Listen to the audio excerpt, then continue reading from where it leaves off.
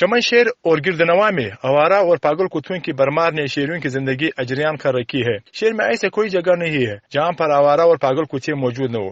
آج صبح چمن شہر کے علاقے گلدارا باغچہ میں پاگل اور آوارہ کتوں نے حملہ کر دیا اور 8 بچوں سمیت 10 افراد کو کاٹ کر زخمی کر دیا گیا، جس کو پوری علاج کے لیے چمن کی ڈسٹرکٹ ہیڈ کوارٹر اسپتال پہنچایا گیا، مگر اسپتال میں کتوں کی کاٹنے کے بعد لگائی جانے والی ویکسین دستیاب نہیں ہے، جس کی وجہ سے عوام کو سخت مشکلات کا سامنا ہے اور زخمیوں کو بازار سے ویکسین خرید لانا پڑا اور اسپتال میں ویکسین لگایا۔ محکمہ صحت کے حکام کے مطابق بلوچستان بھر کی کسی بھی سرکاری اسپتال میں کتوں کی کاٹنے کے بعد لگائے جانے والے ویکسین موجود نہیں ہے۔ چمن ضلعی ہیڈ کوارٹر اسپتال میں پاگل کتوں کی ویکسین کی عدم دستیابی کے حوالے سے MS ڈاکٹر اسمت اللہ چکزئی کا کہنا ہے کہ ہمارے پاس کتوں کی کاٹنے کے بعد لگائے جانے والے ویکسین موجود نہیں ہے، جس کی وجہ سے ہمیں بھی سخت پریشانی کا سامنا ہے۔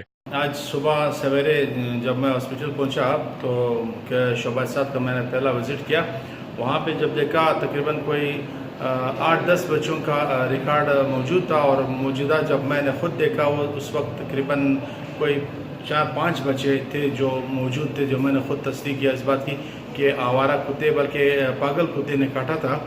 تو اس طرح یہ ایک بہت بری خبر ہے کہ پاگل کتوں نے بچوں کو کاٹ دیا، اور اس وقت ہمارے پاس ہاسپٹل میں ویکسین موجود نہیں ہے۔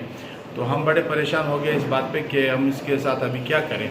تو ویکسین کے لیے میں ریکویسٹ کرتا ہوں کہ ریکویسٹ یہ ہے کہ اسپتال میں ویکسین اویلیبل ہو جائیں۔ حکومت سے ہمارا بھی مطالبہ ہے کہ ہمیں ویکسین فراہم کی جائے۔ چمن کے عوام نے حکومت اور محکمہ صحت کی حکام سے مطالبہ کیا ہے کہ چمن میں پاگل کتوں کی طلب کیے جانے اور سرکاری اسپتالوں میں ویکسین فراہم کی جائے تاکہ غریب عوام کو ریلیف مل سکے۔ کیمرہ ٹیم کے ساتھ ظفر چکزئی، DNN نیوز، چمن۔